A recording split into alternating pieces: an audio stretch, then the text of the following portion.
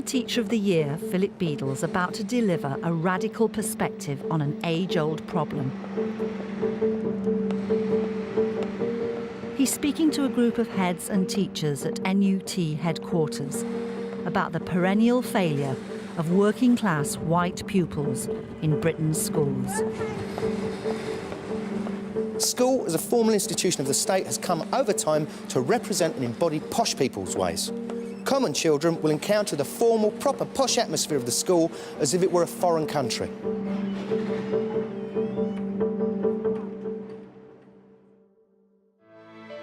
In 2005, 260,000 students failed to get 5 good GCSEs. 83%, 220,000, were white. The majority from poorer backgrounds. White working-class children, girls and boys, are more likely to fail at school than any other ethnic group. This underachievement is one of the biggest problems facing education today. But since statistics focus mainly on ethnicity, they can hide the true picture. White working-class failure is masked by white middle-class success. White working-class boys are the lowest attaining ethnic and social group in our education system. Also, and don't read along in for empire in this, they are the majority culture. Now, this is just a statistical thing. They're the biggest ethnic and social grouping in British education. If they're the biggest ethnic and social grouping, and they are also the lowest attaining, it seems fairly obvious that they're going to have a huge, great big drag on the national averages. We do know that free school meal students at primary and secondary do significantly worse than their non-free school meal cohort children. For example, 20% less in primary school, the grades are, and then rising to 30% plus at Key Stage 4. That's part of the story. Then when you start digging further and you look at white working class boys, you've really got some issues to address. And they could be attaining up to 45% less at GCSE in Key Stage 4. And the tale starts to begin at the end of Key Stage 1. So we're not just not making a difference, we're actually, if you look at data, making the situation worse for particularly white working class boys. Schools were established in 1870 on a grand scale, a mass scale. And at that time, the people who were most reluctant to send their children to school were those who were from the families or the communities with least income. Because if they took their children to school, it would take them away from the jobs of the time, the factory work, the cheap labour. And there's been a tradition from that time that people from the poorest backgrounds do least well in school. So it's not a growing trend, it's a trend that's been there for 140 years. I would argue, therefore, that raising the attainment of white working class children in our schools should be the DFES's highest priority. It isn't. Beadle points to grants for ethnic minority achievement, which will total 178 million next year, whilst there are none specifically targeted at underachieving poor white boys. I think that the funding that was made available through Excellence in Cities and Educational Action Zones was absolutely phenomenal, and this current government placed enormous store by trying to get a good deal for young people through those two programmes. In the Excellence in Cities programmes, they managed to secure city learning centres with amazing technology available to those sorts of children you're talking about. The government managed to bring in a programme of learning mentors for all children with specific needs. They managed to set up the Gifted and Talented programme and insisted that children from the sorts of groups that you're talking about were part of those programmes.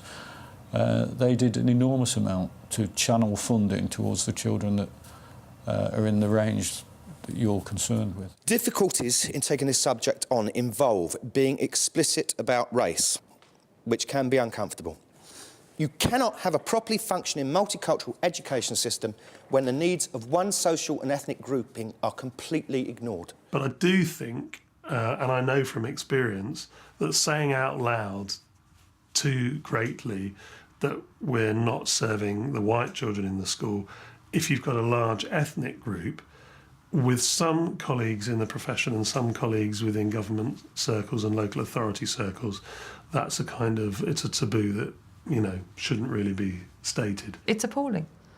It's just not good enough. We are all responsible for it.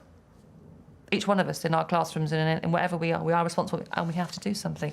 But we've got to start looking, we've got to start learning, we've got to start talking about it, and not feel that it's an issue that we could be unable to speak about and have the language hijacked, feeling that it's a racist issue, because it's not. It's racist not to talk about it. Celebrations of multiculturalism, from what I've seen, exclude whites.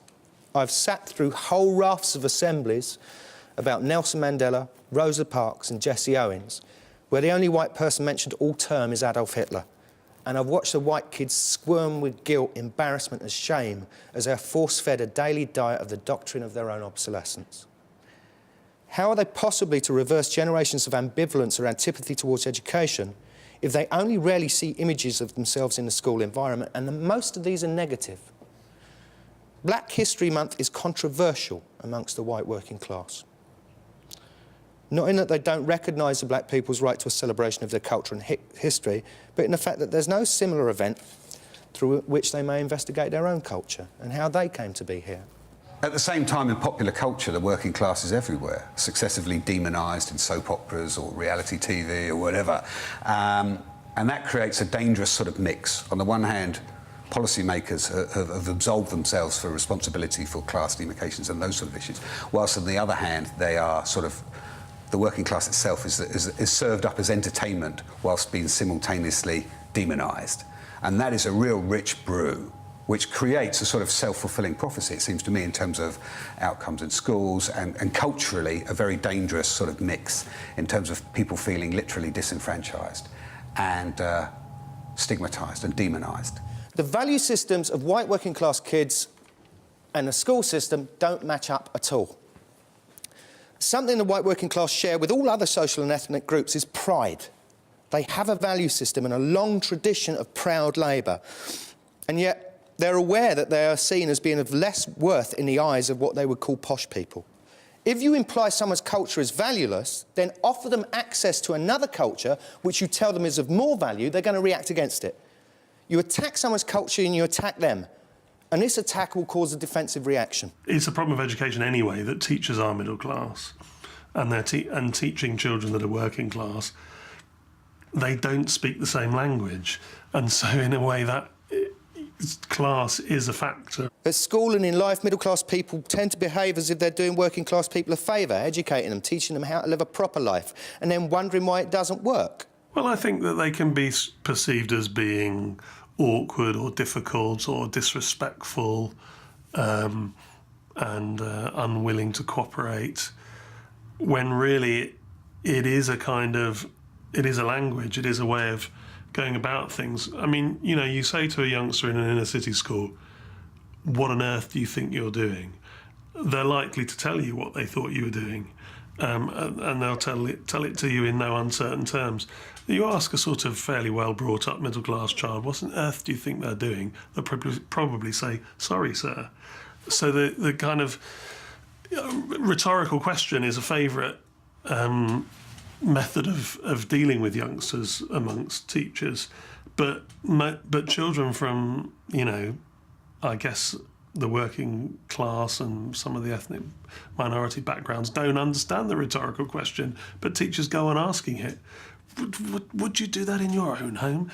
Why are you talking about my home? Don't talk about my home. But a middle-class child from a similar background as a teacher would go, again, sorry, sir, I realise I've done something wrong. Plays the right game, says the right things, and therefore gets on better in class with the teacher and gets recognised for the things that they do well.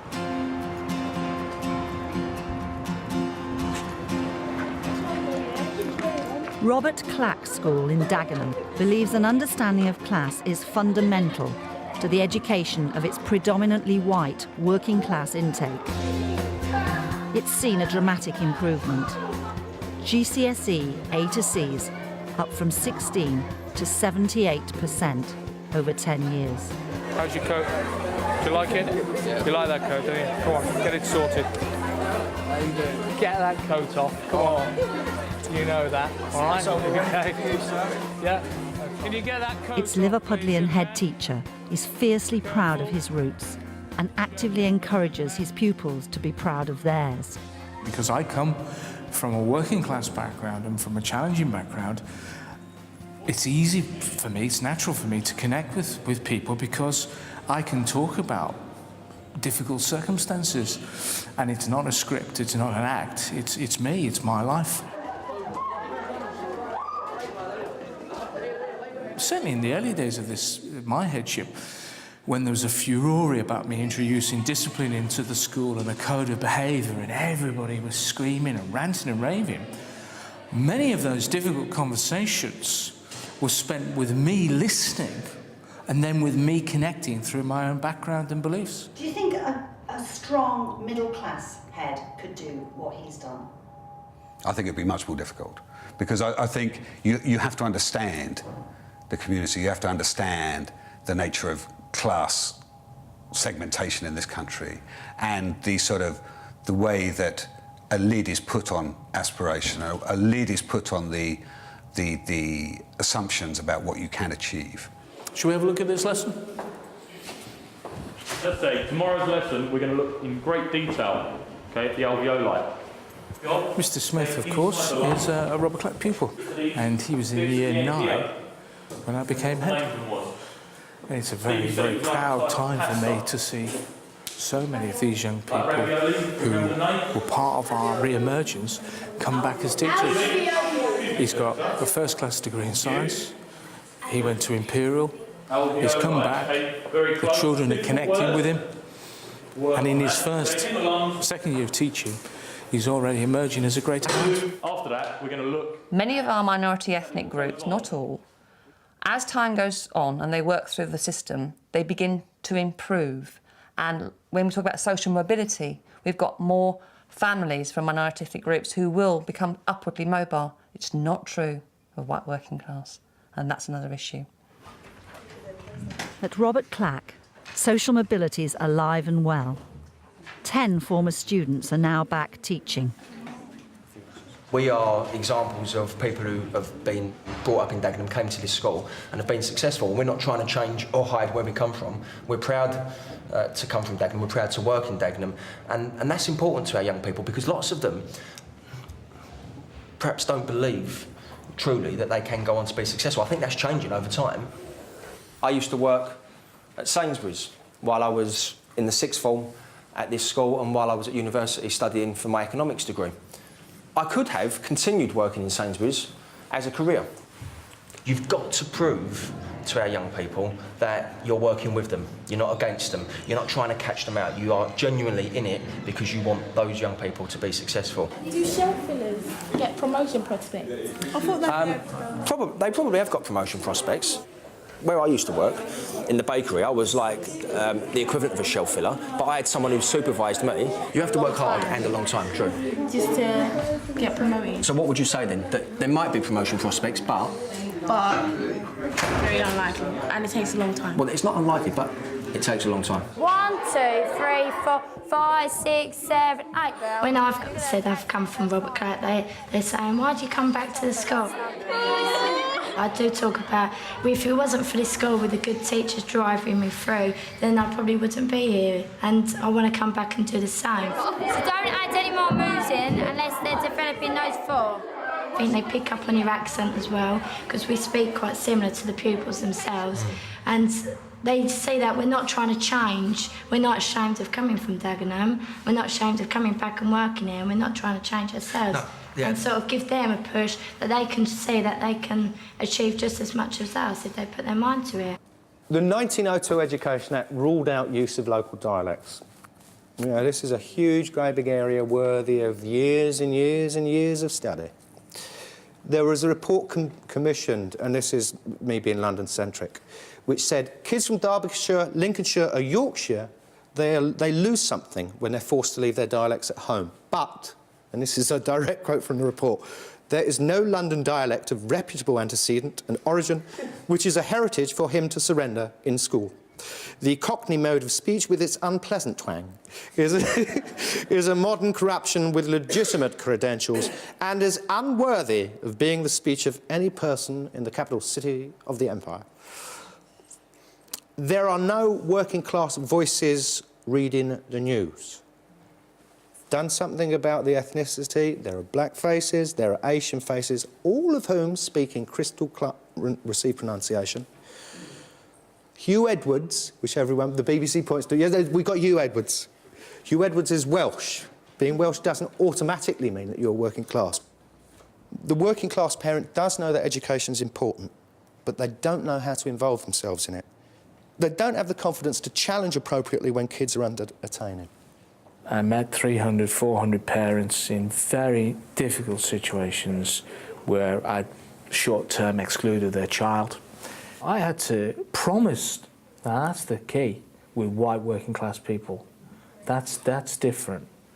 I had to promise that things would be better, because part of their mentality is, we've heard it all before.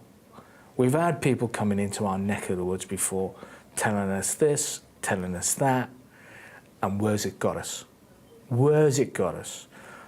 People taking fat pensions, time serving, pretend to others they're saying they've given loyal service, but to them they've been time servers who've actually extracted a big fat pension out of them. And they were wise to that, they told me, and they weren't going to have that from me. I mean, he's seen as an extraordinary figure in our community. He's seen as actually a bit of a hero, actually. But he is seen as a sort of talismanic personality around. Everyone knows of Paul. He's had a bit of a tough time. He's had to confront some of the parents, and it can get a bit lively and it can get quite confrontational, but he hasn't taken a step back, and people around know and understand and respect that. I mean, he gives as good as he gets, and he understands the psychology of the community, because he understands the psychology of working class communities. And I've made it clear to the staff early on, and the staff they've taken their responsibilities very seriously, that, you know, I fed back to them what parents were saying to me about what they felt was wrong. You know, and I said, we've got to be honest with each other here. I'm going to stick my neck out, push the boat out in terms of behaviour, which you're all asking for, but our strategy is that we can't be labelling people. We can't be saying, what can you do with these kids, which is a favourite phrase. The culture of physical violence means that boys are not ready to assume the humility they need to learn. Many of these boys, who, let me remind you, are not allowed to display vulnerability in any form at home and have it imprinted on their DNA that prestige comes from being physical, are sat in classrooms and told to sit still, read and be quiet. I think there's a danger that white working class boys, particularly in the inner city, are missed. And what in many cases may be something to do with academic and intellectual achievement and development becomes a behavioural problem, and those youngsters might find themselves, you know, in behaviour units or being sent to PRU units or whatever, and that will be the route by which their needs get met after the event. Their lack of attainment makes them vulnerable. Vulnerable is wrong, and so they cannot accept the help they need, as they've been culturally conditioned out of seeking help. You are not allowed to display vulnerability. I think enough people in the profession know that it's an issue. I don't know that it's been acknowledged at government level or at ministerial level. I'm sure, again, they perfectly well know it. This school didn't change overnight. You know, there were a number of children used to having a fight virtually every day. Same ones. You know, you'd exclude them, they'd come back, somebody would say something, and it would kick off again. The peer group takes over from the parent at too young an age, and success in a peer group involves prestige-seeking activities, which is basically violence.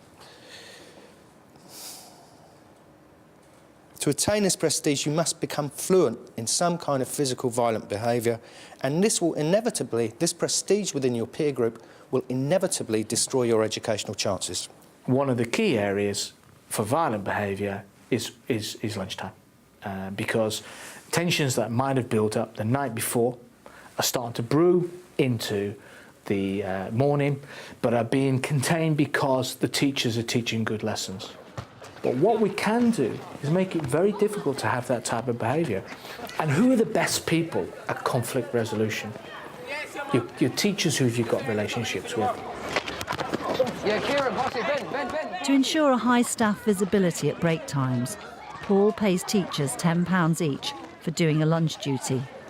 And we'll empower the staff to stop any conflicts, support them to the hilt that if they get any bad behaviour, that it will be dealt with severely so that they can be visible and that they will stop problems at source. And what happened, and what has happened over a period of time, is that children, here we go again, on what I've said before, are really comfortable with this. They like it. Fellas, how are we doing? You all right? Good. This is a reassuring blanket around us here. I don't have to get involved in certain types of behaviours. If I do get involved in certain types of behaviours, I'm going to get picked up immediately because there's a member of staff standing 5 yards away from me there. There's one over there. There's one over there. You can, but you can go over into that space over there. Can you play in the little space? All right. And actually, it gives you a little bit more of a circle then, doesn't it? We're tackling each other. Yeah. It can be very enjoyable because it gives you an opportunity to speak to the children in a context outside the classroom. So you're not just talking to them about their business studies, you're talking to them about the football match that was on last night, about how England are doing in the Ashes or what's going to be happening at the weekend. You're having conversations with them, which I think you mentioned earlier, which show you care about them as people. That's not my fault, is it? No, not really. Well, you know that. You know that. How many staff do you have outside at lunchtime? 20 on each side. Which so 40 altogether? 40 altogether. It's a huge outlay. I don't think teachers would just do it for the £10 if the school wasn't a safe working environment, but it is also an opportunity to really build those relationships. There's another way of looking at white working class underachievement, which is to say that white working class educational failure is in fact the class system working very well indeed. Resistance between classes reinforces it. There is in Bermondsey relative to a politically active past, a marked decline in involvement in a political process. Just over 50% of the local population vote. On to anecdotal stuff. I'm going to read you out the sum total of political knowledge of the 2,000 or so children I've ever taught. Here it is. Tony Blair is Prime Minister, and there is that Cameron bloke. What I like about this is I can go back and I can start adjusting a few of the things in my class that I know I've been doing wrong. And hopefully I can see in a few weeks' time that at least I won't get that expression on the faces of some of the kids. When you feel that you're kind of working almost in isolation kind of thing, or that you have these kind of beliefs, and it's good for someone to validate them, and validate that things that you thought were the case and things that you thought were issues that needed raising, that other people are thinking about them, and it's entering the agenda, which I think is probably the most welcoming part of what Phil said. Passport. Yeah. It's you know, and also saying that actually you're right in some of what you're thinking. You know. I think it's also really important that class is something that has been neglected for way too long. Margaret Thatcher taught us that there was no such thing as that, and that's been perpetuated with the recent Labour government, and it's never been the truth. There's always been, underachievement of white working class children, and it's just a refreshing change to see it being addressed. I perceive that white working class kids nowadays have a lack of understanding of their position in society. And to know where you want to get to and what you've got to do to get there, you've got to know where you are first. To try and make learning irresistible to white working class children, we have to understand where they're coming from and what their values are, and we have to show them that we understand where they're coming from and we respect that, and there is a place for it in school and in education. Every single child I've taught in my very limited understanding of these has sat transfixed in fascination. If you just lay out the 3 social orders, they don't know it, and they find it absolutely amazing, and then you tell them where they are, you can see their eyes widen and think, I better do something. I think the big elephant in the room for the last 10 years, which we haven't talked about, actually longer in terms of the whole history of New Labour, which is, in essence, a retreat from class politics. And I quite understand why, because we kept failing and losing elections when we were too closely associated with a very specific part of the electorate. But we've gone the other way, and we've now camped out in Middle England to the degree by which that's premised on a retreat from class and actually certain intellectual traditions which assume the working class has withered away and we literally have disinvented it. Where in actual fact, if you look empirically about where the jobs are being generated, and if you look at the real forces that lie behind structural immobility and inequality, they're driven by issues of class, as they always have been. It shouldn't be a qualification that somebody is a working class head teacher, but I said it does help. It does help to have that emotional connection, that class connection with people, because they sense it. They can feel it from you if you connect with their experiences. How's your shirt? It's tucked in. Has it come out again for a change? Yes. Yeah? Safe journey. Give my regards to Mum. Hi, sir. There's nobody rushing out, running wildly. They're coming out in a calm, measured way and looking happy. Well, thank you for your advice on how to run the school. I appreciate it. You're welcome, sir. Thank you. Good man. Thank you very much. Safe journey, gents. Thank you. My pleasure. Any back chat? You always get the last word. I'm about 50 steps ahead of them, and I've had to be over the years. And they like that. I think they like it because they like a bit of fun themselves. The victory came, did it? We snatched on Saturday. Yeah, told you, didn't I? West Ham fan. You've got to have a lot of sympathy with West Ham at the moment. What I'm looking to do all the time is to make them feel as though they're welcome here and valued.